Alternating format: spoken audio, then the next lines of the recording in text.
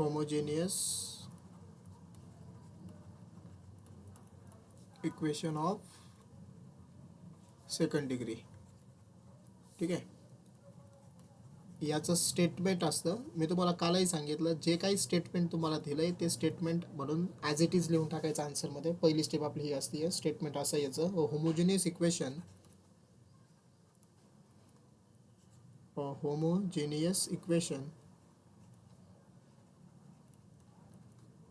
of degree 2 in x and y, that is, म्हणजे तुम्हाला equation दिलेलं आहे ते ax² plus 2hxy plus by² is equal to 0. Okay, हे गिवन असतं बरं का स्टेटमेंट. ते फक्त आपण आन्सर आपलं समजा स्टार्ट झालेलं आहे, आपण स्टेटमेंटपासून स्टार्ट केलं. by² is equal to 0 represents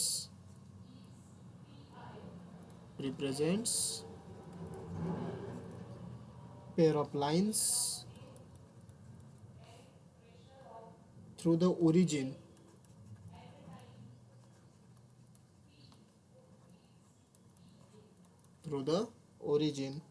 आणि कंडिशन आहे if h² minus ab is greater than or equal to 0.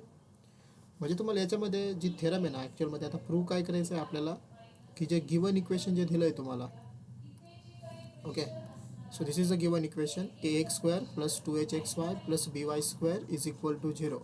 हे रिप्रेझेंट्स काय करतं आहे, pair of lines. Pair of lines म्हणजे काय, दोन लाईनचं इक्वेशन आहे. ओके, आणि कुठून पास होतं इथे, तर ते पास होणार आहे ओरिजिनमधून. हे आपल्याला प्रूव्ह करायचं आहे. So we can start now the proof. Okay, इथं आपलं प्रूफ असेल. आता प्रूफमध्ये सगळ्यात अगोदर तुम्हाला डायग्राम ड्रॉ करायची आहे. आता डायग्राम याच्यामध्ये ड्रॉ करताना ना अगोदर आपण ना थोडंसं प्रूफ स्टार्ट करूया, कारण त्याच्यानुसार ती डायग्राम येणार आहे. ठीक आहे, सो स्टार्टिंग करूया आपण. सो आपण कन्सिडर करू जे दिलं आहे तेच. Consider the homogeneous equation of degree 2, the homogeneous equation of degree 2 in x and y,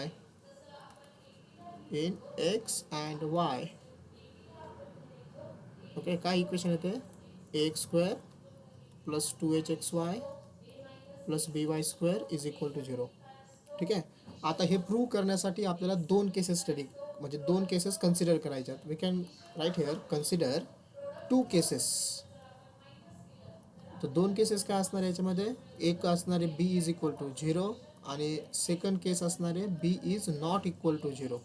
म्हणजे वरचं जे इक्वेशन आहे ना, हे ax² plus 2hxy plus by² is equal to 0, ह्या इक्वेशनमध्ये पहिली केस असेल b is equal to 0, second case आहे b is not equal to 0.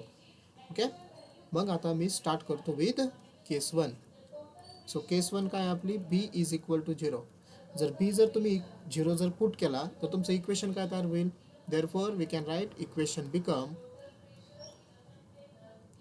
तुमचे मायक्रोफोन ऑन असतात बरं का, तुम्ही मला म्हणजे सांगू शकता काय राहील याच्यामध्ये. मग जर मी ह्या इक्वेशनमध्ये b ची व्हॅल्यू जर 0 घेतली तर शेवटची टर्म तुमची 0 होऊन जाईल. सो तुमचं इक्वेशन फक्त काय राहील, ax² plus 2hxy is equal to 0 राहील. बरोबर आहे. आता आपल्याला काय करायचं बघा, आपण नाही करूया हे, आता हे जॉईंट इक्वेशन आहे, मला सेपरेट इक्वेशन तयार करायचे दोन. सेपरेट इक्वेशन तयार करत असताना आपण काय करतो, समजा क्वाड्रेटिक इक्वेशन असेल तर फॅक्टर्स पाडायचे, क्वाड्रेटिक इक्वेशनच असेल फॅक्टर्स पडत नाही तर काय कॉमन निघतंय ते बघायचं आहे. बरोबर, मग मला सांगा ह्या दोघांमध्ये कोण कॉमन निघेल रे, व्यवस्थित चेक करून सांगा. एक्स. बरोबर, काय कॉमन निघेल तुमचा, एक्स कॉमन निघेल. बरोबर, मग मी काय केलं, एक्सला कॉमन घेतलं. एक्सला कॉमन घेतल्यावरती इथं काय राहील, ax प्लस इथं एक्सला कॉमन घेतल्यावरती काय राहील, 2hy इज इक्वल टू 0. हे इथं ह्या दोघांचं मल्टिप्लिकेशन 0 आहे, म्हणजेच काय, एक्स इज इक्वल टू 0 और ax plus 2hy is equal to 0. हे बघा, हे दोन सेपरेट इक्वेशन झालेत. Therefore we can write two separate equations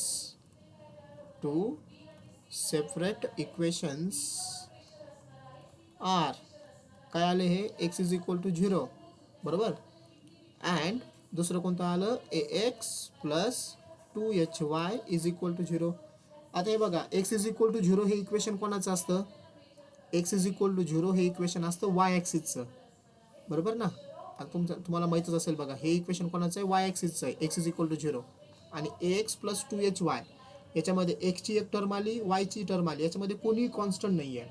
so तुम्हाला माहिती आहे, समजा कोणत्याही लाईनच्या इक्वेशनमध्ये जर कॉन्स्टंट येत नसेल तर तुमच्या त्या दोन लाईनकडून, म्हणजे तुमची ती लाईनकडून पास होत असती आहे ओरिजिनमधून. तेच तर आपल्याला प्रूव्ह करायचं होतं. ओके, आपल्याला प्रूव्ह काय करायचं होतं की त्या पेअर ऑफ लाईन्स पाहिजेत. सो पेअर ऑफ लाईन्स आहेत, पेअर ऑफ लाईन म्हणजे दोन लाईनचे इक्वेशन आले सेपरेट, आणि कुठून पास व्हायला पाहिजे होतं? त्या ओरिजिनमधून. सो त्या ओरिजिनमधून पास होत आहे. ओके, हां, मग याची डायग्राम तुम्ही ड्रॉ करू शकता बघा. आता ह्या केसची डायग्राम कशी ड्रॉ करणार? हे बघा, इथं मी ॲक्सिस ड्रॉ करतो. हा समजा एक्स ॲक्सिस आहे, हा suppose Y axis, sorry horizontal X, vertical Y. Okay, पहिली X is equal to 0, X is equal to 0 हे कोणाचं इक्वेशन आहे? वाय ॲक्सिसचं, म्हणजे इथंच लिहून टाका direct x is equal to 0 ही लाईन. आणि AX प्लस 2HY ही कुठून पास होणार आहे? ओरिजिनमधून पास होणार आहे. ओके, मग ही झाली तुमची सेकंड लाईन. ओके, आणि ह्या लाईनचं इक्वेशन आहे AX plus 2HY is equal to 0. Okay, झालं बघा पहिली केस. समजलं? सिम्पल होतं, B इज इक्वल टू 0 घेऊन. आता आपल्याला घ्यायचं आहे सेकंड केस 2. केस 2 काय? B is not equal to 0. आता B 0 नाही, म्हणजे तुम्हाला ॲज इट इजचं इक्वेशन घ्यायचं आहे. कोणतं? AX स्क्वेअरचं.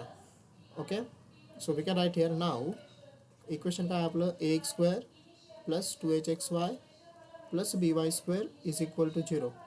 याला काय करा? मल्टिप्लाय करा थ्रू आउट B नाही.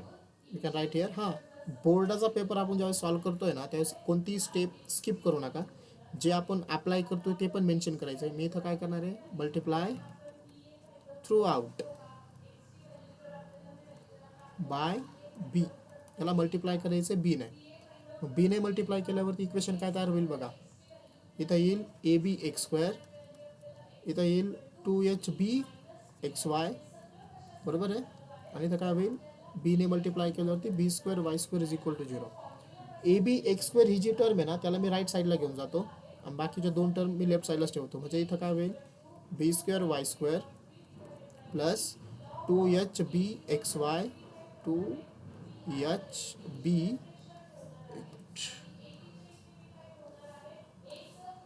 2HBXY okay is equal to, आणि ही जी टर्म आहे ना, याला मी राईट साईडला घेऊन गेलो, ते होईल मायनस ABX स्क्वेअर. आता मला काय करायचं आहे? जी लेफ्ट साईडची टर्म आहे ना, त्याला परफेक्ट स्क्वेअरमध्ये करायचं आहे. परफेक्ट स्क्वेअर तुम्हाला माहिती आहे बघा की A plus B bracket square काय असतो आपला? A square plus 2AB plus B square, बरोबर. म्हणजे A स्क्वेअर एक 2ची टर्म पाहिजे. सो 2 इंटू ही टर्म आहे HB इंटू XY.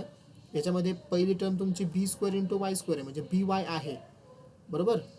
म्हणजे मला कोण लागतो आहे आता? पुढची टर्म, म्हणजे ज्याचा पुढच्या टर्मचा स्क्वेअर पाहिजे ना. ओके, म्हणजे इथं परफेक्ट स्क्वेअर करण्यासाठी तुम्हाला कोणाला ॲड करावं लागेल? जर तुम्ही व्यवस्थित जर बघितलं ना, इथं B आणि वाय स्क्वेअर आहे पहिली टर्म, म्हणजे हा तुमचा समजा A स्क्वेअर आहे प्लस 2AB असतं, बरोबर. हे बघा 2 एची टर्म काय आपली? B आणि वाय आहे, B आणि वाय, म्हणजे राहिलं कोण? HX. म्हणजे तुम्हाला इथं ॲड कोणाला करायचं आहे? HXला, पण स्क्वेअरच्या फॉर्ममध्ये. म्हणजे इथं मी काय केलं? H square X square add केला लेफ्ट साईडला. राईट साईडला पण काय करायचं आहे? H square X square add करायचा आहे, आणि पुढचा minus ABX square as it is. ही स्टेप इम्पॉर्टंट आहे फक्त याच्यामध्ये, कारण इथं ॲडजस्टमेंट केली आपण. काय ॲडजस्टमेंट केली? कारण लेफ्ट साईडला मला परफेक्ट स्क्वेअर तयार करायचा होता. B square y square plus 2HBXY as it is. फक्त त्याला थोडंसं टर्म्स चेंज करून दिलं मी, आणि याच्यामध्ये ॲड केला तुम्ही H स्क्वेअर X स्क्वेअर दोन्ही साईडला, बरोबर. मग आता हा कोणाचा परफेक्ट स्क्वेअर झाला? Left side. बघा रे, पहिल्याचं square root B square plus Y स्क्वेअरचं स्क्वेअर रूट BY, मधल्याचं साईन प्लस, आणि H स्क्वेअर X स्क्वेअरचं स्क्वेअर रूट HX, बरोबर का. याचा स्क्वेअर इज इक्वल टू, हां राईट साईडला सांगा रे कोण कॉमन निघेल? व्यवस्थित बघितलं तर X square. X square common. Okay, X square common निघाला. इथं राहिला H स्क्वेअर मायनस AB. ठीक आहे. ओके, इथपर्यंत समजलं. मी पेज चेंज करतोय आता पुढच्या पेजवरती. सो इक्वेशन काय आलं होतं आपलं, इथं आलं होतं बघा, B Y plus H X bracket square is equal to, इकडून कॉमन काय निघलं होतं, X square is the common, आणि आतमध्ये काय राहिलं होतं, एच स्क्वेअर मायनस ए बी. इथं होता एच स्क्वेअर मायनस ए बी. ओके, ठीक आहे. आता आपल्याला एक कंडिशन दिलेली आहे बघा त्यांनी. कंडिशन काय आहे की H square minus A B is greater than equal to 0. Okay, कंडिशनला मी मार्क करतो. हा बघा, ही कंडिशन दिलेली, इफ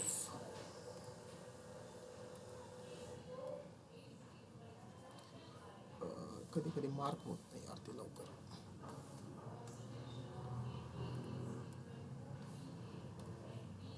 हा बघा, ठीक आहे ना, ही कंडिशन आहे.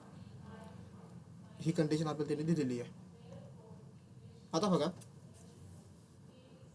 यामध्ये काय करा, मला हे पूर्ण लेफ्ट साईडला घेऊन जायचं आहे. म्हणजे मला काय करता येईल, इथं दोन इक्वेशन म्हणजे दोन लाईनचे इक्वेशन सेपरेट दाखवता आले पाहिजेत. तो त्यासाठी मी थोडेसे चेंजेस करतो. चेंजेस असे आहेत, लेफ्ट साईड मी ॲज इट इज ठेवली, B Y plus H X bracket square is equal to, हे बघा, H square minus E B जो आहे ना, कारण आपल्याला कंडिशन काय दिली त्यांनी, एच स्क्वेअर मायनस ई बीची व्हॅल्यू ही ग्रेटर दॅन इक्वल टू 0 असणार आहे. म्हणजे निगेटिव्ह तर येणार नाही आहे. म्हणजे तुम्ही एच स्क्वेअर मायनस ए बीला असं लिहू शकता का रे, स्क्वेअर रूटमध्ये एच स्क्वेअर मायनस ए बी आणि स्क्वेअर रूटचा स्क्वेअर. कारण आपल्याला माहिती आहे बघा, स्क्वेअर रूटचा इथं स्क्वेअर रूट पण आहे आणि स्क्वेअर पण आहे. सो स्क्वेअर रूट आणि स्क्वेअर कॅन्सल होऊन परत तुम्हाला हेच भेटणार, एच स्क्वेअर मायनस ए बीच भेटणार आहे. बरोबर, मला फक्त ते स्क्वेअर रूटमध्ये लिहिलं, आणि हा x square as it is. याला रिझन काय लिहा, as H square minus A B is greater than equal to 0. Okay, हे तुम्हाला गिवन आहे. ओके, हे त्याचं रिझन झालं समजा. ठीक आहे, आता घ्या याला लेफ्ट साईडला. लेफ्ट साईडला घेतल्यावरती काय होईल, B Y plus H X bracket square minus, इथं स्क्वेअर रूटमध्ये, याला स्क्वेअर रूटमध्येच ठेवायचं आहे. हां, स्क्वेअर रूटमध्ये H square minus A B bracket square into X square is equal to 0. आता हे कोणत्या फॉर्ममध्ये झालं इक्वेशन, हे बघा, हा झाला ए स्क्वेअर मायनस बी स्क्वेअर. कोणत्या फॉर्ममध्ये झालं इक्वेशन तयार आहे, ए स्क्वेअर मायनस बी स्क्वेअर. याचा आन्सर काय असतं, पहिल्या ब्रॅकेटमध्ये ए मायनस बी, दुसऱ्या ब्रॅकेटमध्ये ए प्लस बी. बरोबर, हा तुमचा ए आणि हा कम्प्लीट तुमचा बी आहे. सांगा रे मग, पहिला ब्रॅकेट काय येईल, B Y plus H X minus square रूटमध्ये एच स्क्वेअर मायनस ए बी आणि एक्स स्क्वेअरचं स्क्वेअर रूट एक्स, हा झाला ए मायनस बी. बरोबर, आणि दुसरा ब्रॅकेट ए प्लस बी काय येईल, B Y plus H X. बरोबर, आता प्लस स्क्वेअर रूटमध्ये एच स्क्वेअर मायनस ए बी इंटू एक्स, अरे एक्सला आतमध्येच घ्या ब्रॅकेटच्या, इंटू ह्या एक्सचं, एक्स स्क्वेअर आहे ना, हा एक्स स्क्वेअरचं square root X is equal to 0. ही स्टेप समजली का सगळ्यांना. इथं मी ए स्क्वेअर मायनस बी स्क्वेअरचा फॉर्म्युला अप्लाय केला. म्हणजे बघा, आता हे दोन सेपरेट ब्रॅकेट आहे आणि दोन सेपरेट ब्रॅकेटचं मल्टिप्लिकेशन 0 आहे. सो दोन सेपरेट इक्वेशन तयार होत आहेत आता. ओके, म्हणजे काय होईल, वी कॅन राईट, दोघांचं मल्टिप्लिकेशन 0 आहे म्हणजेच काय, एक तर B Y plus H X minus, इथं स्क्वेअर रूटमध्ये H square minus A B into X is equal to 0, और B Y plus H X plus in the square root H square minus A B, H square minus A B into X is equal to 0 येईल. Okay, आता याला simplify करा. आता simplify करताना काय करतो मी, ह्या इक्वेशनला लिहायचं आहे y is equal to M एक्सच्या फॉर्ममध्ये. कोणत्या फॉर्ममध्ये लिहायचं आहे, y is equal to M एक्सच्या फॉर्ममध्ये. तुमच्यापैकी मला सांगा रे, जर इक्वेशन मी जर Y is equal to M एक्सच्या फॉर्ममध्ये जर लिहिलं, Y is equal to M X, तर ही लाईन कुठून पास होत असते रे, Y is equal to M X, ओरिजिनमधून. कारण ज्यावेळेस लाईन ओरिजिनमधून पास होत असते ना रे, त्यावेळेस त्याचं इक्वेशन काय असतं, y is equal to M x. याच्यामध्ये कॉन्स्टंट कोणीच नसतो, एक असतो वाय, दुसरी असती एकची टर्म, एकचा कोइफिशियंट असतो स्लोप. ओके, हे बघा रे, मग काय करायचं आहे, लेफ्ट साईडला वाय ठेवायचा आहे. म्हणजे इथं बी वाय ठेवला, हे दोघांना मी राईट साईडला पाठवलं. राईट साईडला गेल्यावरती काय होईल, हा एच एक्स इकडं प्लस आहे, तिकडं जो मायनस, आणि हा जो मायनस आहे तो होईल plus in the square root H square minus A B into x. Okay, और इथं सेम बी वाय लेफ्ट साईडला ठेवला, यांना राईट साईडला घ्या, हा झाला मायनस एच एक्स, हा प्लस तिकडं जाऊन मायनस स्क्वेअर रूटमध्ये एच स्क्वेअर मायनस ए B into x. Okay, so B Y, हे बघा इथं एक्स आहे, इथं एक्स आहे, एक्स कॉमन निघेल. ओके, म्हणजे तुमचं ब्रॅकेटमध्ये काय राहिलं, minus H plus in the square root H square minus A B into x, और इथं B y is equal to, इथं पण एक्स कॉमन काढा, म्हणजे इथं राहील minus H minus in the square root H square minus A B into x. Okay, आपल्याला y लागतोय बघा, सो बीला पाठवा राईट साईडला. So therefore y is equal to काय होईल इथं, minus H plus in the square root H square minus A B, आणि याला मी बी डिवाइड करतो, डिवाइडेड बाय बी, ब्रॅकेटच्या बाहेर एक्स समजा, और y is equal to in the bracket minus h minus in the square root h square minus ab upon b, बरोबर, into x. Okay, so equation आले का, y is equal to mx च्या फॉर्ममध्ये. Okay, we can write here above equations are in the form of y is equal to mx, बरोबर, where m1 समजा हा तुमचा slope 1 आहे, minus H plus in the square root H square minus A B upon P, and m2 इकडचा समजा तुमचा m2 आहे slope, minus H minus in the square root H square minus A B upon B, बरोबर. आणि तुम्हाला माहिती आहे बघा, हे जर इक्वेशन असेल y is equal to M एक्सच्या फॉर्ममध्ये, तर ते ओरिजिनमधून पास होतात, आणि दोन सेपरेट इक्वेशन भेटले बघा. ओके, हे एक इक्वेशन भेटलं तुम्हाला, वाटलंच मी याला बॉक्स करतो, आणि इथं सेकंड इक्वेशन भेटलं तुम्हाला. सो दोन इक्वेशन लागत होते आपल्याला प्रूव्ह करण्यासाठी, तर दोन इक्वेशन आहे, आणि दोन्ही पण कुठून पास होत आहेत, ओरिजिनमधून पास होत आहेत. Okay, so we can write here, इथं एक असं सेंटेन्स लिहा, therefore we observe that these lines pass through the origin,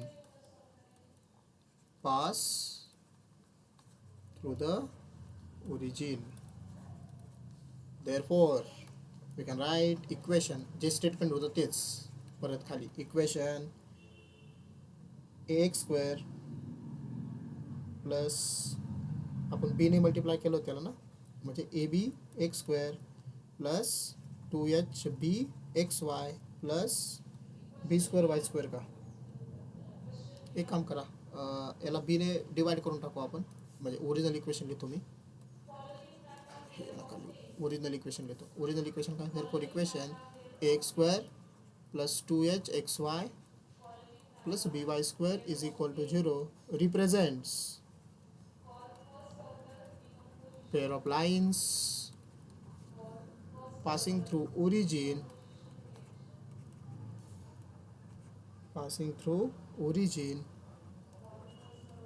if condition is h square minus ab is greater than or equal to 0. Okay, हे झालं बघा complete proof. So हा question लक्षात घ्या, हे जे हा जो थेरम येणार आहे होमोजेनियस इक्वेशनचा, हा 3 किंवा 4 मार्काला येतो. हा 3 किंवा 4 मार्काला. कालचा जो प्रोजेक्शनचं मी सांगितलं तुम्हाला, त्यापैकी 3 स्टेटमेंट आहे, 3 पैकी एकच येत असतं, ते 2 मार्काला येतं. त्याच्यापेक्षा हा तुम्हाला सोपं वाटला असेल, कारण याच्यामध्ये कॅल्क्युलेशन्स आहे directly straight forward. So 2 cases apply करायचे, एक बी इज इक्वल टू 0 आणि दुसरं B is not equal to 0. Okay, understood, समजलं काय केलं आपण याच्यात. ओके, आता याच्यातला सेकंड थेरम, या नोट्स मी ग्रुपवरती शेअर करणारच आहे, तुम्ही फक्त लक्ष दिलं तरी चालेल, किंवा काही लिहायचं असेल तर लिहू पण शकता, काय अडचण नाही. आता ह्या चॅप्टरमधली सेकंड थेरम काय आहे, acute angle between the line. Acute angle he most IMP वर करे. अल्टरनेट तुम्ही जर पेपर बघितले ना मागचे 5, तर मागच्या 5 मध्ये अल्टरनेट विचारलेला आहे बघा हा theorem. Okay, acute angle between the lines. आपण पेपरचं पण ॲनालिसिस करणार आहे बघा एकदा थेरम झाल्यावरती, एक दोन तास आपण घेऊया त्यासाठी, संडे वगैरे बघून कसे क्वेश्चन्स आहेत. Acute angle between the lines represented by so त्यावेळेस सांगेल मी कोणते कोणते टाईपचे क्वेश्चन्स पडलेले आहेत जास्त.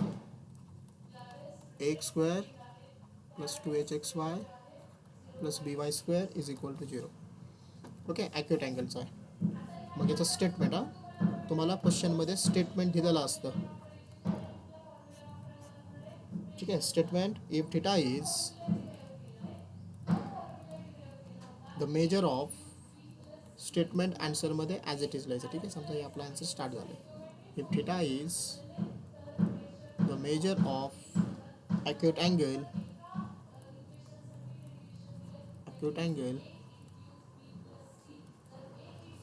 between the lines, pair of lines म्हणा, between the pair of lines given by ax² plus 2hxy plus by² is equal to 0. Okay, then prove that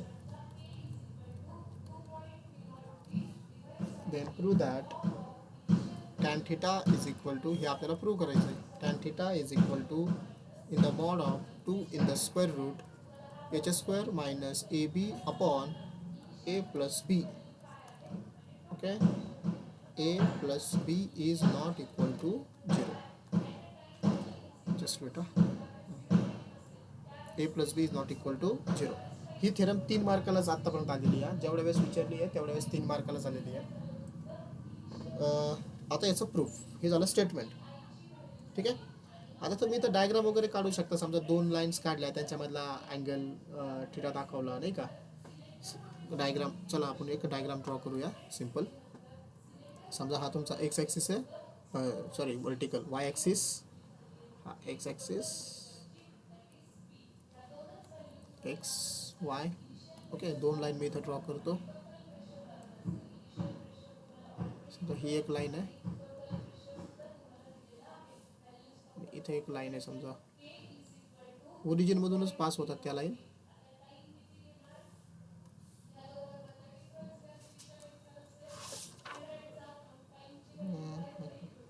दुसरं नॅचे ड्रॉ करतो चला. ठीक आहे, ही एक लाईन आहे. समजा ही L1 लाईन 1 लाईन 2 यांच्यामधला ॲक्यूट अँगल, समजा हा अँगल समजा काय थिटा, हो आपल्याला फाइंड आउट करायचं. म्हणजे तो tan theta is equal to काय असतो, 2 times h² minus ab upon a plus b. खूप सिम्पल आहे बघा, हे 3 मार्कासाठी. ओके, डायग्राम ड्रॉ करा अशी पेपरमध्ये, आणि त्यांच्यामधला अँगल काय दाखवा, थिटा. ओके, आपलं प्रूफ स्टार्ट झालं आहे बरं का. डायग्राम म्हणजेच प्रूफ आपलं स्टार्ट झालं इथं. ओके, हां. सो मग काय करणार तुम्ही इथं, डायग्रामबद्दल थोडंसं लिहायचं. Let L1 and L2 are 2 lines having combine equation. यांचं कंबाईन इक्वेशन काय आहे, जे दिलं आहे ते ax² plus 2hxy plus by² is equal to 0. And acute angle between them,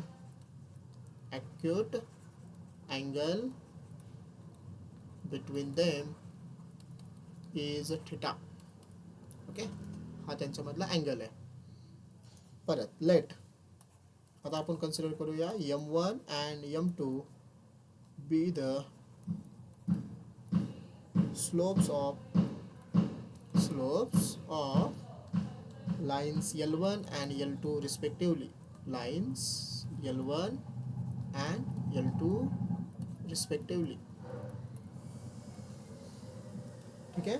therefore आपल्याला आता माहिती बघा की आपण होमोजेनियस इक्वेशन ज्यावेळेस प्रूव्ह म्हणजे स्टडी केलं तर बघा थिअरीच्या वेळेस, त्यावेळेस आपण काही रिमार्क्स लिहिले होते. त्या रिमार्क्समध्ये आपल्याला 2 गोष्टी माहिती आहेत की m1 प्लस m2 स्लोपची ॲडिशन काय असते रे.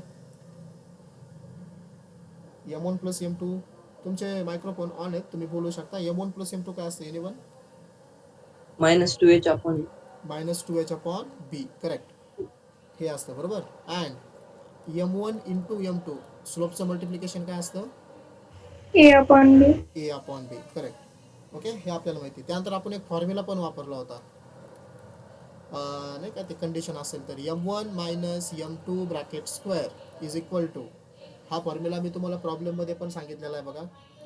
म्हणजे ए मायनस बी कुठून आला बघा हा फॉर्म्युला. चला तो फॉर्म्युला मी तुम्हाला सांगतो. आपला ओरिजिनल फॉर्म्युला तो असा होता की ए मायनस बी ब्रॅकेट स्क्वेअरला मला ए प्लस बी ब्रॅकेट स्क्वेअरच्या फॉर्ममध्ये लिहायचं आहे.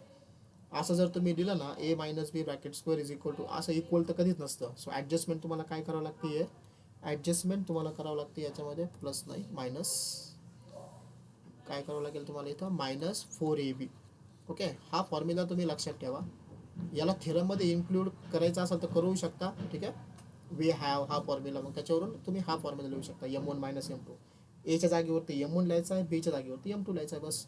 मग m1 minus m2 bracket square काय असेल आपला, m1 plus m2 bracket square minus 4 times m1 m2. Okay, आता मला m1 minus m2 bracket square का काढायचं हे तुम्हाला पुढं कळेलच. सो इथं लिहिलं मी m1 minus m2 bracket square. आता m1 plus m2 bracket square हे बघा, इथं m1 प्लस m2 ची व्हॅल्यू आहे किती, ती मायनस 2h अपॉन b, बरोबर. त्याचा bracket square minus 4 times m1 m2 काय आहे, a अपॉन b. ठीक आहे, हां करा सिम्प्लिफाय याला. मायनस 2चा स्क्वेअर 4, इथं झाला H square divided by B square minus 4 into A 4 upon B. मला डिनॉमिनेटर सेम करायचा आहे. डिनॉमिनेटर सेम करण्यासाठी मला काय करावं लागेल, 4h square upon B square as it is. Okay, second इक्वेशनला बीने मल्टिप्लाय करा आणि डिवाइड करा, म्हणजे इथं होईल 4ab अपॉन खाली b इंटू बी काय होईल, बी स्क्वेअर. आता डिनॉमिनेटर झाला same. Okay, we can write only one time. So इथं आला बघा बी स्क्वेअर आणि वरती काय होईल 4h स्क्वेअर मायनस 4ab. सांगा रे, न्यूमरेटरमधून काय कॉमन निघेल,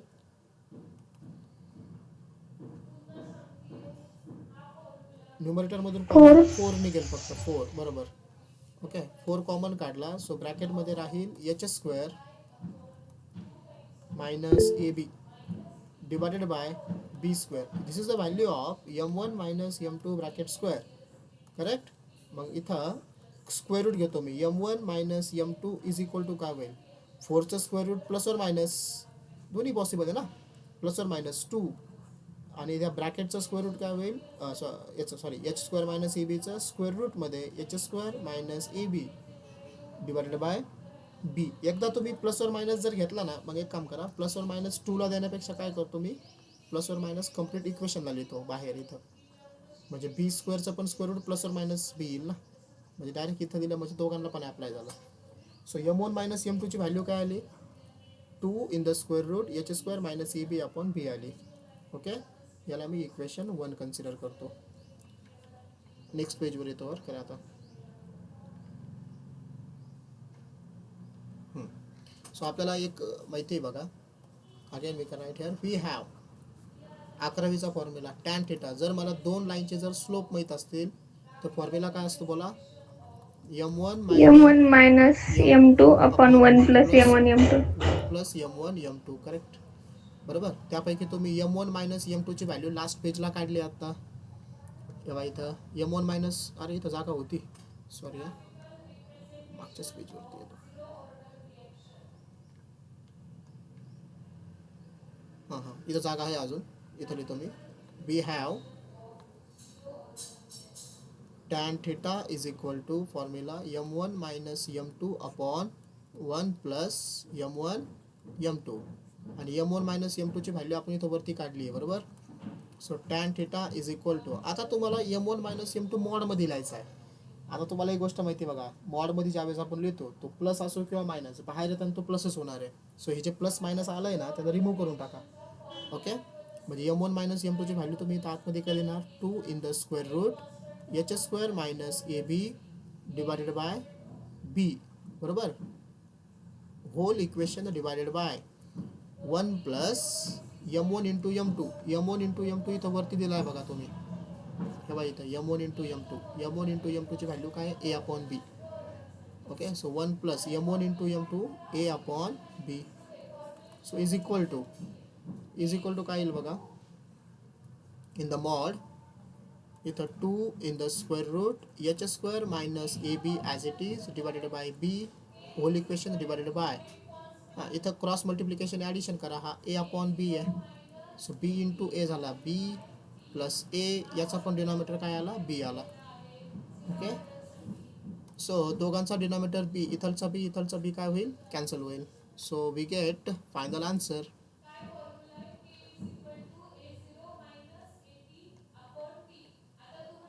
एक मिनिट याला रब करतो मी.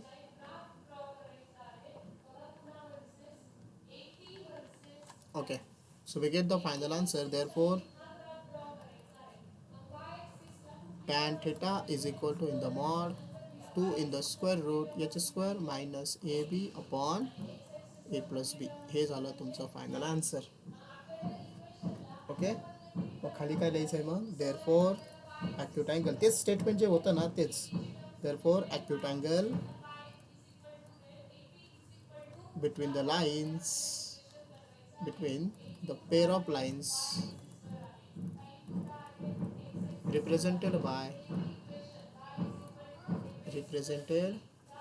this equation ax square plus 2hxy plus by square is equal to 0 is tan theta is equal to 2 in the square root h square minus ab upon a plus b. ठीक आहे, हे झालं answer. So दोन एकदम simple आहेत बघा. हा तर खूप सिंपल होता पहिल्यापेक्षाही. ओके, सो याला पण व्यवस्थित करा. मला वाटतं आपल्याकडे अजून टाईम आहे, तर आपण वेक्टरमधले पण घ्यायचेत करे. येस येस येस, हा मला वाटतं तुम्ही तुमचा माइंड सेट करून आले बघा, आज एकच चॅप्टरचे घेणार आहेत सर, तसं काय नाही ना? आहे आपल्याकडे टाईम अजून. हा 9:15 टाईम आहे, तोपर्यंत मला वाटतं वेक्टरचे पण संपून जायला बसले. तर वेक्टरमध्ये 3 इम्पॉर्टंट आहेत. चला मी पुढच्या पेजवरती येतो. या नोट्स मी शेअर करणार आहे. त्यानंतर हा लेक्चर जे चालू आहे बघा, त्याचं रेकॉर्डिंग पण चालू आहे, हे पण मी ग्रुपवर शेअर करतो, फक्त व्यवस्थित लक्ष राहू द्या. हां, सो आता आपल्याला चॅप्टर बघायचं आहे बघा वेक्टर. वेक्टर चॅप्टरमध्ये 3 इम्पॉर्टंट थेरम आहेत आणि 3ही सुद्धा मोस्ट इम्पॉर्टंट आहेत. ओके, ते पण 3 जर तुम्ही बघितलं ना मागच्या 5-6 क्वेश्चन पेपर, तर नंबर ऑफ टाइम्स 3 आलेले. त्यातला पहिला जो थेरम आहे इम्पॉर्टंट, तो आहे सेक्शन फॉर्म्युला. सेक्शन फॉर्म्युला हा सुद्धा तुम्हाला कधी 2 मार्काला विचारलाय, कधी 3 मार्काला विचारलाय. ठीक आहे, आणि मला वाटतं एकदा 4 मार्काला आलाय. येस, 4 मार्काला एकदा आलेला आहे. Okay, so section formula. हां, सेक्शन फॉर्म्युल्यामध्ये तुमचं स्टेटमेंट असं असणार आहे बघा प्रॉब्लेममध्ये.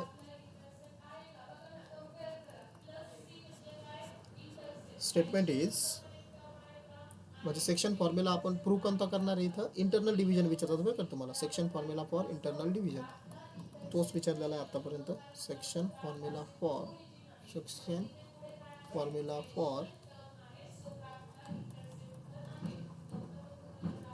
Internal division. ठीक आहे, सो स्टेटमेंट याचं, लेट कॅपिटल ए त्याचा position vector A bar and capital B त्याचं पोझिशन वेक्टर बी बार बी. तुम्हाला प्रॉब्लेममध्ये ज्या फॉर्ममध्ये स्टेटमेंट दिलं आहे त्या फॉर्ममध्ये लिहायचं आहे. Be any 2 points in the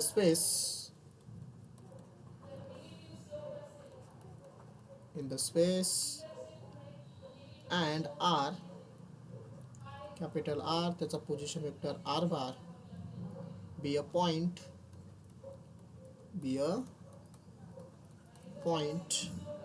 on the line segment AB, on the line segment AB, dividing it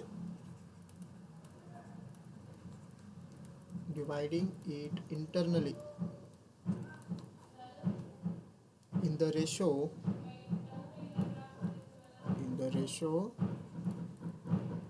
m as to n, then prove that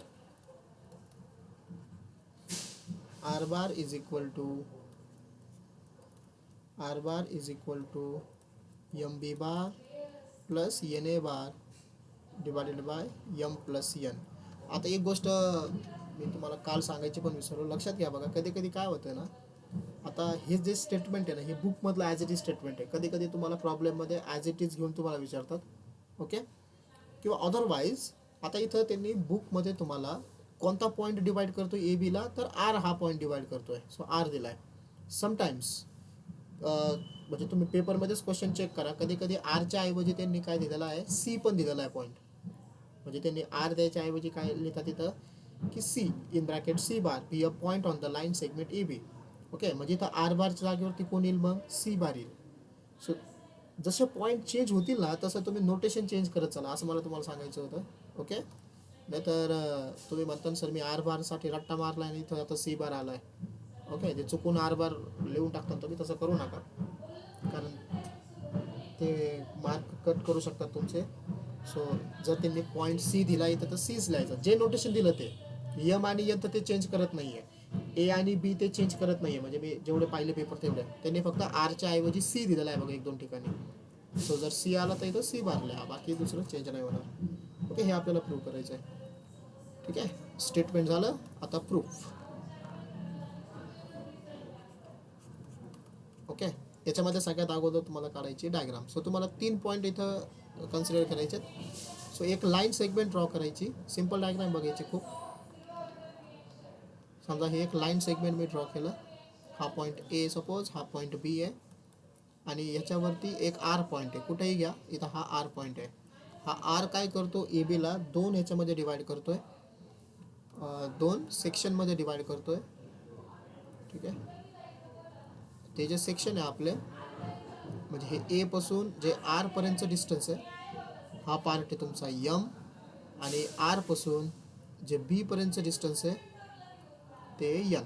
okay, vector दाखवण्यासाठी म्हणजे हे ए बार, बी बार किंवा आर बार हे पोझिशन व्हेक्टर आहे. Position vector दाखवण्यासाठी तुम्हाला origin लागतो. Correct आहे. समजा मी इथं कुठेही घ्या तुम्ही ओरिजिन, समजा इथं मी ओरिजिन कन्सिडर केला ओ, आणि ओरिजिनपासून काय करायचं आहे, ए, आर आणि बी इथं 3 व्हेक्टर ड्रॉ करायचे. ओके, आता हे तुमचं एक्स्ट्रा कन्स्ट्रक्शन आहे. सो याला डॉटेडने दाखवायचं. मोस्ट ऑफ द मी कालही सांगितलं, डॉटेड फुल लाईनी दाखवलं तरी चालेल. हा तुमचा असणार आहे ए बार इथं, म्हणजे त्याची डायरेक्शन ह्या बाजूला आहे. हा पोझिशन व्हेक्टर झाला ए बार. त्यानंतर ओ आणि आर जॉईन करा, हा असणार आहे तुमचा आर बार. आणि आता बीला जॉईन करा. ठीक आहे, हा असणार आहे बी बार. ठीक आहे, ओके, ही झाली diagram. So you can write डायग्राममध्ये जे आहे ते O is the let O is the origin, let O is origin, then a bar, b bar and r bar are position vectors of points a, b and r respectively. ठीक आहे, यांचे ते काय आहे तर पोझिशन व्हेक्टर्स आहेत. Correct. आता R हा डिवाइड करतोय बघा ए बीला. आता तुम्हाला इथं व्हेक्टर फॉर्ममध्ये दाखवावं लागेल. आपण काय कन्सिडर करू की दोन्हीही एकाच डायरेक्शनमध्ये आहे. म्हणजे हा ए आर बार याच डायरेक्शनमध्ये येतोय, आर बी बार पण ह्याच डायरेक्शनमध्ये आहे. म्हणजे दोघं एकाच डायरेक्शनमध्ये असं आपण त्याला कन्सिडर करूया. ठीक आहे, सो ते पण सेंटेन्स लिहू आपण. इथे लिहू असं लिहा A B and A B नाही ए आर ना, तो A R and R B. A R bar लिहा direct. A R bar and R B bar are in same direction. Same डायरेक्शनमध्ये आहेत. मी तसं मार्क पण केलं डायग्राममध्ये बरं करे. Are in same direction. Next point R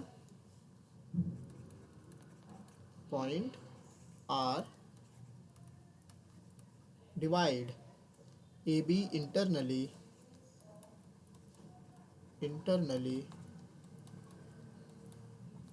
in the ratio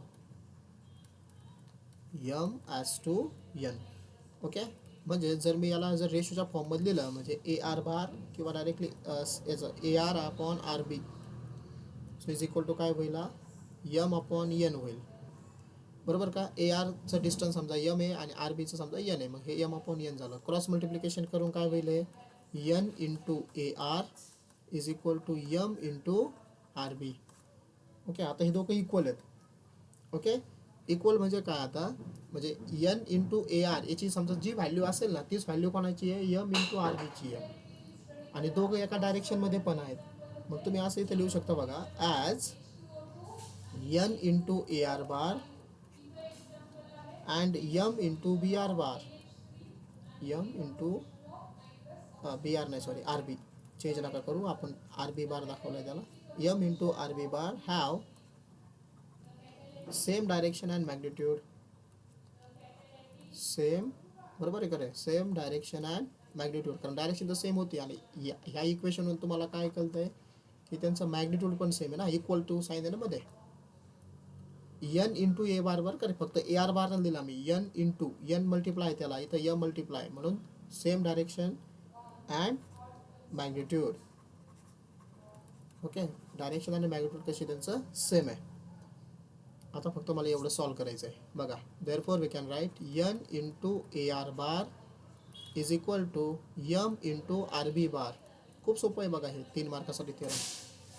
मला सांगा रे, आता एखादा वेक्टर आहे ए आर बार, मला त्याच्या पोझिशन वेक्टरमध्ये लिहायचा, कसा लिहित असतो आपण,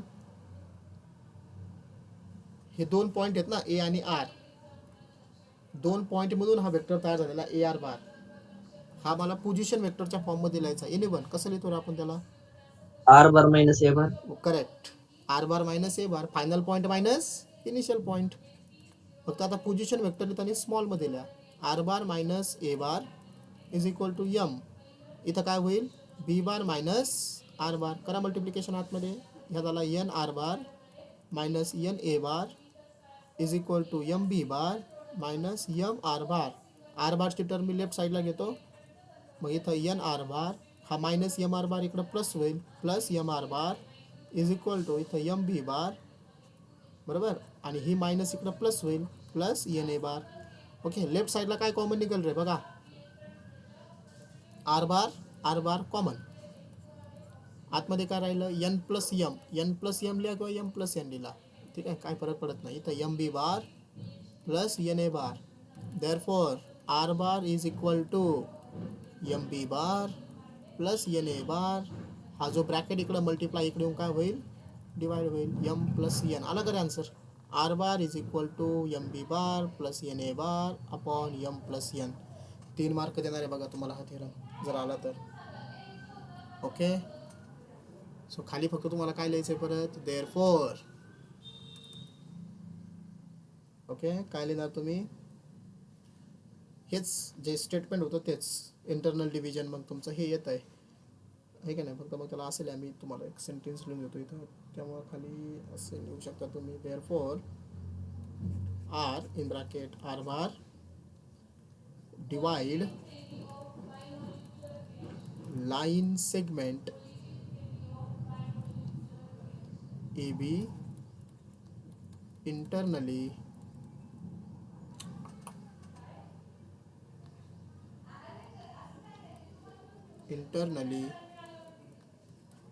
in the ratio of m as to n is r bar is equal to mb bar plus na bar upon m plus n. Okay, diagram काढायची आहे. डायग्राममध्ये तुम्हाला ए आर बार आणि आर बी बार सेम डायरेक्शनला दाखवायचे आहेत. ओके, त्यांचं मॅग्निट्यूड पण same आहे, फक्त एवढी स्टेप तुम्हाला करायची आहे बघा, ही A R upon R B is equal to M upon N, आणि इथं क्रॉस मल्टिप्लिकेशन केलं, त्यांचं डायरेक्शन पण सेम आहे, मॅग्निट्यूड पण सेम आलं, आणि याला सॉल्व केलं, basic method, final point minus initial point आणि सिम्प्लिफिकेशन, एवढं सिम्पल आहे बघा हे. ओके, हा झाला सेक्शन फॉर्म्युला. आता याच्यामधला दुसरा जो थेरम आहे बघा, तो व्हॉल्यूम ऑफ पॅरलेलोपिपेड है ना, आणि व्हॉल्यूम ऑफ टेट्राहेड्रॉन, हे 2 करायचे आपल्याला. आता हे सिम्पल आहे, ते पण लगेच होऊन जाते. मी चेक करतो ते मध्ये.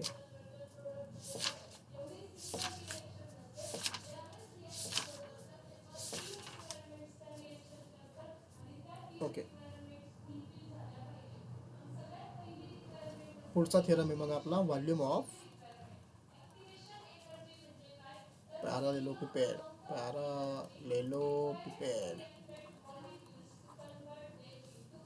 ठीक आहे, याचं स्टेटमेंट तुम्हाला माहिती आहे का रे, हा थेरम आहे ना 2 वेळेस 4 मार्काला आलेला आहे. कोणता? हा व्हॉल्यूम ऑफ पॅरालेलोपिपेड. त्यानंतर व्हॉल्यूम ऑफ टेट्राहेड्रॉन हा एकदा 4 मार्काला आलेला आहे. आणि एकदा काय केलं, थेरम 2 मार्काला आणि 2 मार्काला क्वेश्चन म्हणजे प्रॉब्लेम विचारला होता.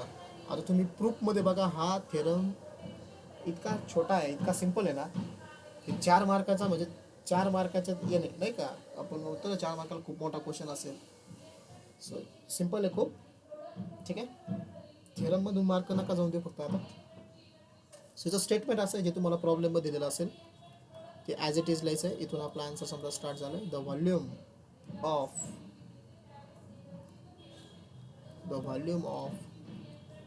parallelepiped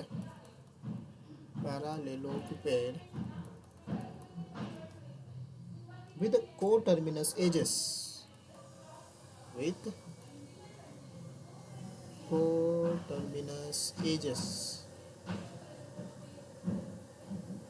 as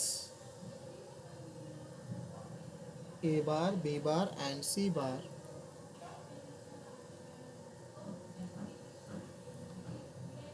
is A bar, B bar, C bar box product, किंवा हेच तुम्हाला असं पण विचारतात ते A bar dot B bar cross C बार. ठीक आहे, तुम्हाला माहिती आहे मी काय लिहित नाही ते. A बार, B बार आणि C बार हे आपल्याला प्रूव्ह करायचं आहे. ओके, सो प्रूफ सगळ्यात अगोदर डायग्राम. ओके, पॅरालेलोपिपेडची डायग्राम सगळ्यांना जमती आहे की नाही, ते आपलं मराठीमध्ये काय इष्टिकाची ती काहीतरी म्हणतात त्याला. फक्त त्याला थोडंसं काय करा, इन्क्लाइन ड्रॉ करा. इन्क्लाइन म्हणजे बघा डायग्राम अशी ना ती आपली ओरिजिनल पॅरालेलोपिपेडची डायग्राम तुम्ही अशी ड्रॉ करत असता. करेक्ट, अशी डायग्राम असते ती. Okay, this is a parallelepiped. फक्त याला काय करायचं आहे, ही जी डायग्राम तुम्ही ड्रॉ केली ना याला रोटेट करा. रोटेट कोणत्या बाजूला करा, ह्या बाजूला करा. किती डिग्री करा, 30 डिग्री रोटेट करायचं म्हणजे इन्क्लाइन काढायची आहे. ओके, आता तुम्हाला इमॅजिन होतं आहे का, ही डायग्रामला जर मी 30 डिग्री रोटेट जर केलं तर डायग्राम कशी दिसेल. बस फक्त मग काय करा, सरफेसेस त्याचे पॅरलल ठेवा एकमेकांना, बाकी काय नाही.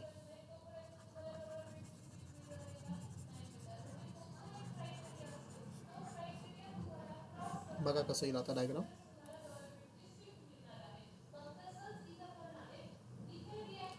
पूर्ण डायग्राम मी काय करतो, अगोदर डॉटेडमध्ये काढतो, डॉटेड लाईन्समध्ये. कारण मी बुकमध्ये पण बघितली डायग्राम ती डॉटेडमध्येच आहे, आणि आपले तुम्हाला जे बुक्स दिले त्याच्यामध्ये पण डॉटेडच आहे. सो डॉटेडमध्ये अगोदर ड्रॉ करतो आणि मग काय काय आपल्याला लागतं तेवढं आपण ड्रॉ करूया.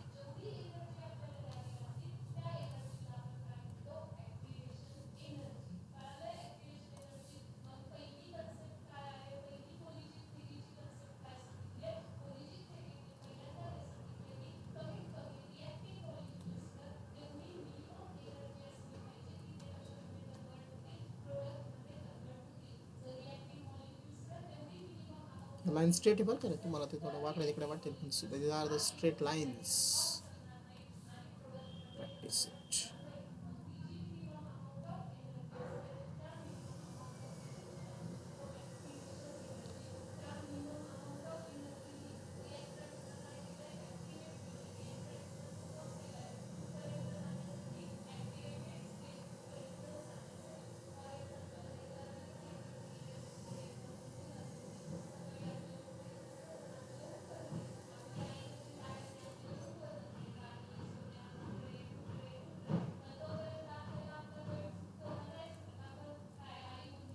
Okay, so this is a diagram parallelepiped. फक्त मी त्याला रोटेट केलं थोडंसं 30 डिग्री. इथं मी 2 ॲक्सिस ड्रॉ करतो आता. हा एक ॲक्सिस आणि इथे एक. ओके, मग आता ह्या लाईन तुमच्या कशा झाल्या, डार्क झाल्या. याला इंजिनिअरिंगच्या भाषेमध्ये कंटिन्युअस लाईन्स म्हणतात. जी डॉटेड नाही आहे ती कंटिन्युअस. ही एक लाईन झाली, ही एक लाईन झाली. ठीक आहे, लाईन म्हणजेच ते वेक्टर आहेत आपले. म्हणजे इथं असा ॲरो नाही केला तरी चालेल. इथं मध्ये केला तरी चालेल असा पुढं पण, म्हणजे हा वेक्टर आहे ना तुमचे. ओके, आता इम्पॉर्टंट कोण कोण आहे बघा. को टर्मिनस एजेस लागतात ना आपल्याला. को टर्मिनस म्हणजे त्यांचा एक पॉईंट कॉमन आहे. सो तो पॉईंट जो घ्यायचा ना आपल्याला कॉमन, मी पेनचा कलर चेंज करतो. जो पॉईंट तुम्हाला कॉमन घ्यायचा तो समजा हा आहे, त्याला ओरिजिन कन्सिडर करा. हा ओ पॉईंट घेतला. आता ओ पासून इथं काय केलं मी, ही लाईन कंटिन्युअस ड्रॉ केली, म्हणजे डार्क झाली समजा ही. म्हणजे तुमचा हा एक वेक्टर तयार होतो इथं ह्या पॉईंटपर्यंत. याला तुम्ही नाव दिलं समजा ए बार. ठीक आहे. त्यानंतर तुम्ही काय केलं, हा एक आहे, हा एक तुमचा वेक्टर तयार झाला इथपर्यंत, बरोबर. हा पॉईंट इथं नाही का, याला तुम्ही नाव दिलं समजा बी बार. आणि आणखीन एक वेक्टर लागेल. सो इथून ही एक लाईन येते, इथं पॉईंट येतो, बरोबर. याला नाव दिलं तुम्ही समजा सी बार. ओके, सो हे झाले ए बार, बी बार आणि सी बार. आता जी डायग्राम केली त्याची थोडीशी इन्फॉर्मेशन लिहायची तुम्हाला. सो इथं आपण लिहू let O A bar is equal to A bar, O B bar is equal to B bar आणि O C bar is equal to C bar. Be कोण येते, be the co terminus edges, co-terminus edges of a parallelepiped. ठीक आहे. आता यात काय करायचं आहे, व्हॉल्यूम जर तुम्हाला फाइंड आउट करायचं असेल ना रे, मी तुम्हाला क्लासमध्ये पण सांगितलं होतं, व्हॉल्यूम फाइंड आउट करण्यासाठी आपल्याला काय लागतं,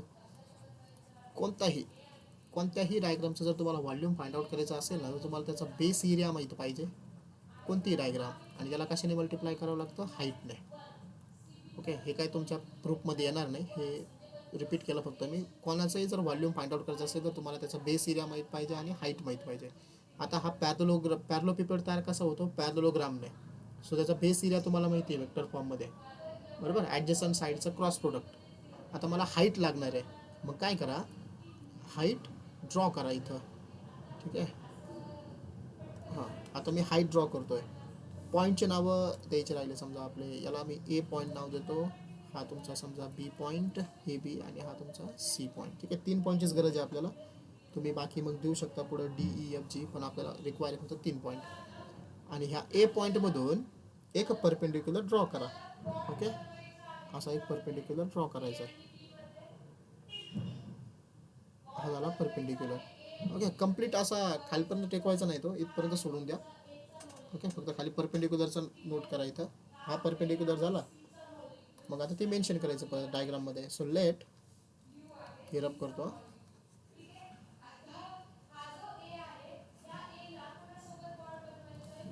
so let A P be the perpendicular, म्हणजेच कोण असतो तो, हाईट ऑफ द पॅरलेलोपिपेड.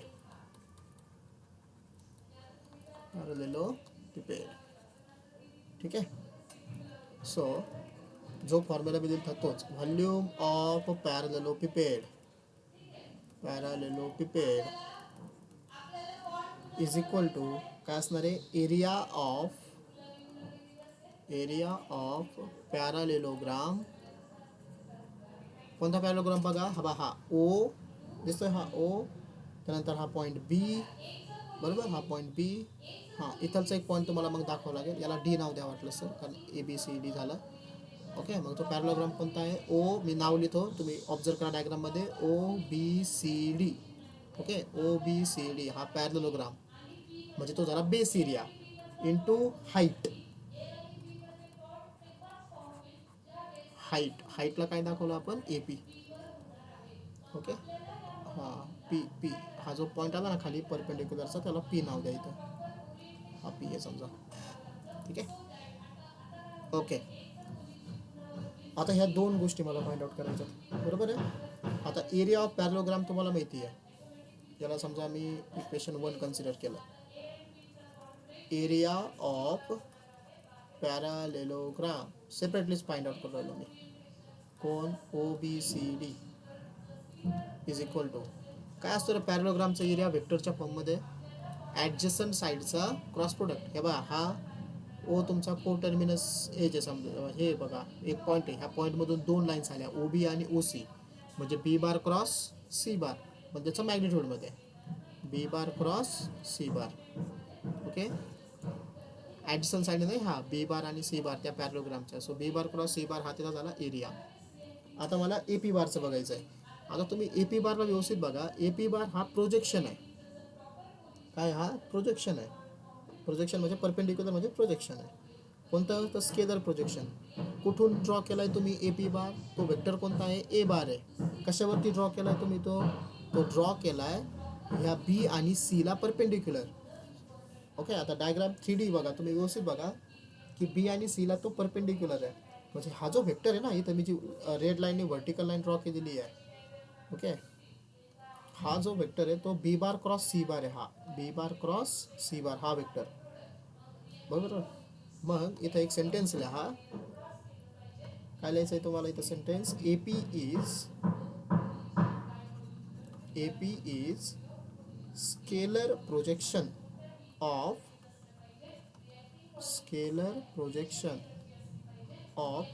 कुठून येते स्केलर प्रोजेक्शन? ए पासून, ए पॉईंट पासून परपेंडिक्युलर आहे म्हणजे ऑफ ए बार ऑन कशावरती ड्रॉ केलाय तो ड्रॉ केलाय तुम्ही बी बार क्रॉस सी बार वरती. कशावर ड्रॉ केला? बी बार क्रॉस सी बार.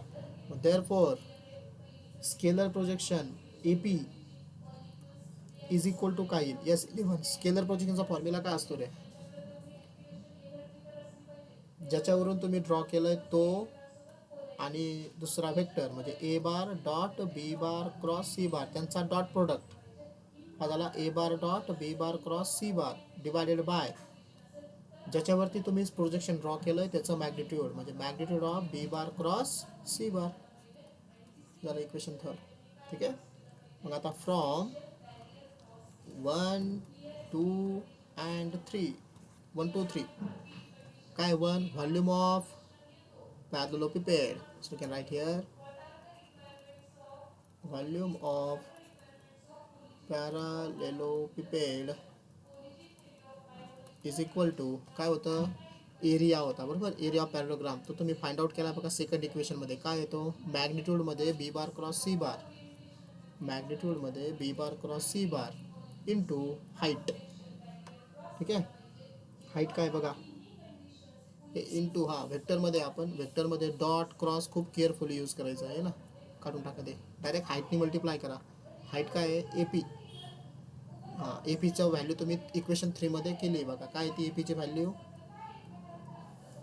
ए पीची व्हॅल्यू आहे ए bar dot B bar cross C bar divided by मॅग्निट्यूडमध्ये B bar cross C bar.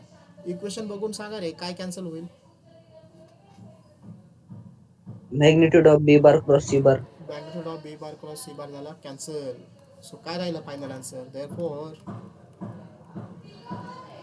Volume of parallelepiped is equal to a bar dot b bar cross c bar. यालाच तुम्ही कसं लिहू शकता? बॉक्समध्ये ए bar B bar C bar. झालं बघा answer. 4 मार्काला आलेला आहे बघा. 2 मार्काला नाही येणार. आला तर 3 किंवा 4 मार्कालाच म्हणजे 4 मार्काला आलेला मी तुम्हाला तेच सांगतो. ओके. काय बोर्डवाल्यांचं काही सांगता येत नाही. 2 मार्काला पण विचारू शकतात. पण सोपं आहे का नाही? इझी बघा खूप. ओके. मग खाली फक्त काय लिहा? देअरफॉर व्हॉल्यूम ऑफ पॅरलोपिपेड हे जे स्टेटमेंट दिलं ना तेच लिहायचं आहे मग. ओके. लिहून देऊ का? देअरफॉर खाली लिहायचं आहे मग the volume of parallelepiped with the coterminous edges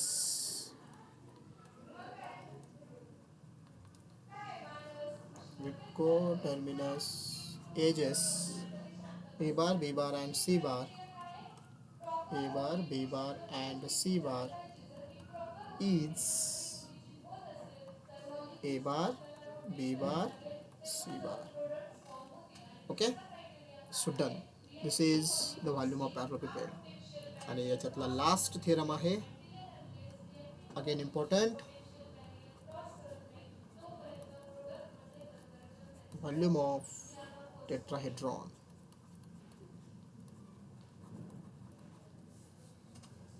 okay. याचं statement.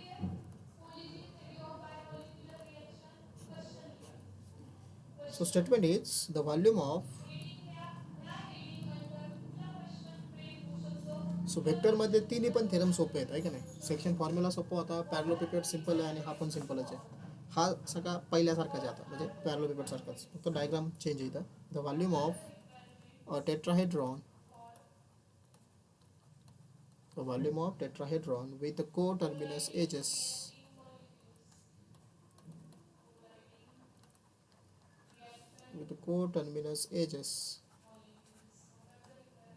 a bar, b bar and c bar, a bar, b bar and c bar is 1/6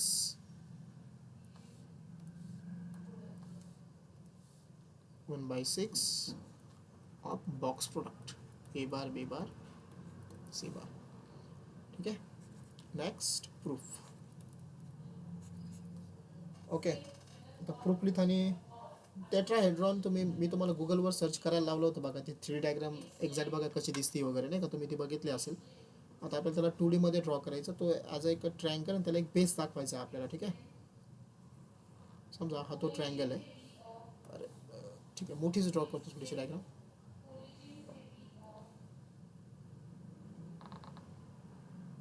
ठीक आहे, आणि काय करायचं आहे मग, इथं डॉटेडने 3 याला बेस वगैरे दाखवायचा. असा एक पॉईंट घ्यायचा कॉमन इथं, समजा इथं आला सपोज तो असा.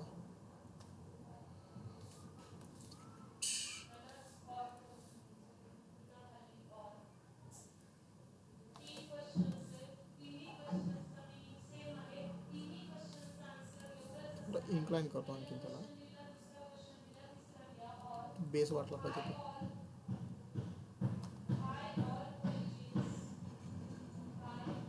ह्या स्ट्रेट लाईन वर कर सगळं.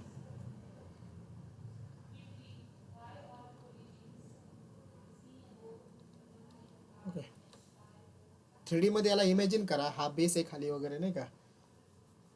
तेवढं वाटलं असं गुगलवरती वगैरे तुम्ही 3D मध्ये डायग्राम ती कशी दिसते ती बघा, तुम्हाला इमॅजिन होऊन जाईल. इथं एक कंटिन्युअस स्ट्रेट लाईन ड्रॉ केली मी, आणि इथं कंटिन्युअस आहेच.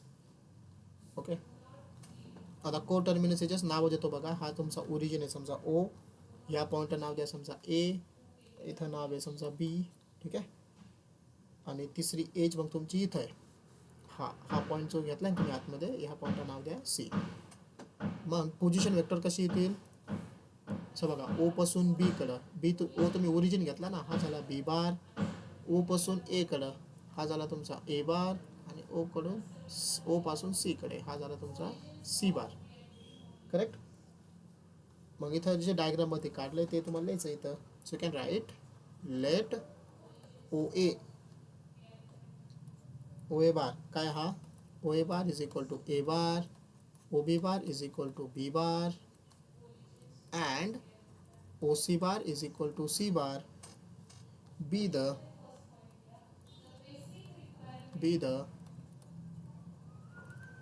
coterminous edges of tetrahedron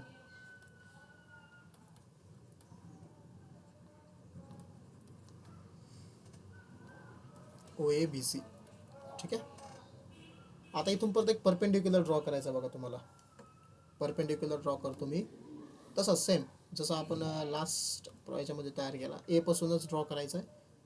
so perpendicular म्हणजे स्ट्रेट लाईन हा ड्रॉ करा, इथपर्यंत आणा, सोडून द्या. इथं परपेंडिक्युलरचं मार्क करा, आणि इथं पी पॉईंट, त्या पॉईंटचं नाव काय द्या पी. परत बघा, आता हा जो परपेंडिक्युलर आहे तो बी बार आणि सी बारच्या क्रॉस प्रोडक्टला असणार आहे. म्हणजे हा जो वेक्टर मी व्हर्टिकल ड्रॉ केला ना वरती, ओके, याचं नाव काय आहे तुमचं, बी बार क्रॉस सी बार. सेम आहे बघा, पहिल्यासारखंच आहे. ठीक, इथं एक परपेंडिक्युलर ड्रॉ केला. सो इथं एक सेंटेन्स लिहा मग, let A P be the height of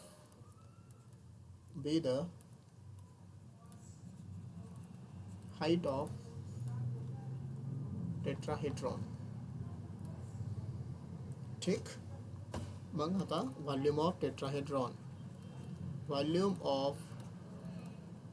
tetrahedron is equal to टेट्राहेड्रॉनचा व्हॉल्यूमचा फॉर्म्युला असतो 1/3 इंटू बेस एरिया. बेसला कोण आहे? हा ट्रायंगल दिसतोय का तुम्हाला? ट्रायंगल येतो 1/3 इंटू एरिया ऑफ ट्रायंगल कोणता दिसतोय बघा, ओ सी आणि बी. हा बेस ट्रायंगल आहे, O C B into height. Height काय आहे? A P. ओके, हे इक्वेशन झालं माझं 1. आता अगोदर area of triangle find out करा. So area of triangle O C B is equal to काय असतं रे? ट्रायंगलचा एरिया याच्या फॉर्ममध्ये, वेक्टरच्या फॉर्ममध्ये 1/2 into magnitude of cross product of adjacent side. हा बघा, दोन ॲडजस्टंट साईड तुम्हाला माहिती आहे, बी बार आणि C bar. So we can write 1/2 मॅग्निट्यूडमध्ये B bar cross C bar. हे झालं equation 2.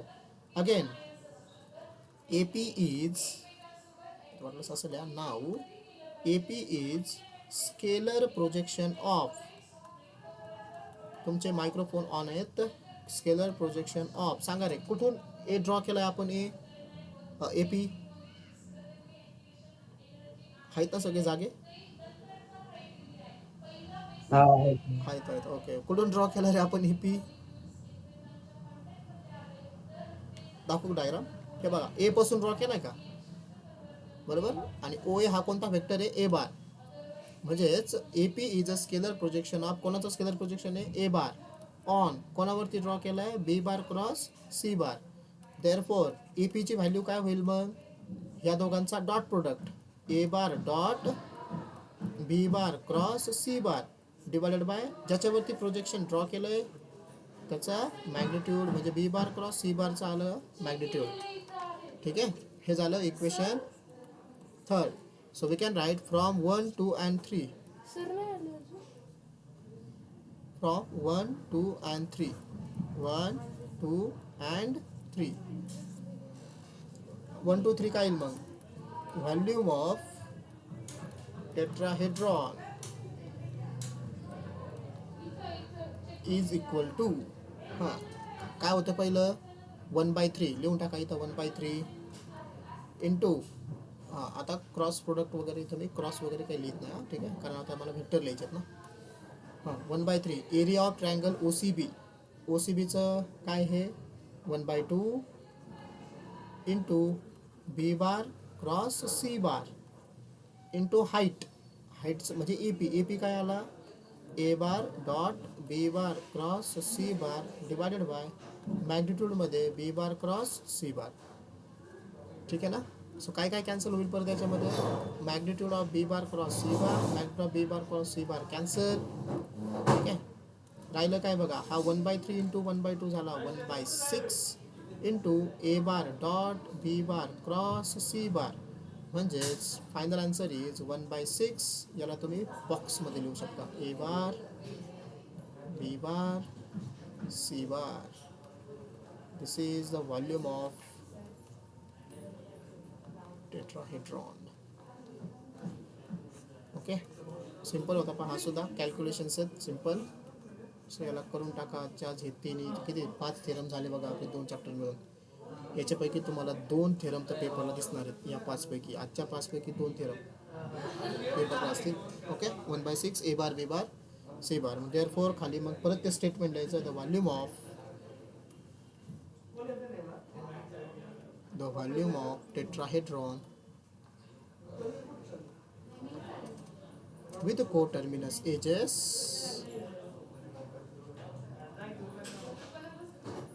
coterminous edges A bar B bar and C bar is 1/6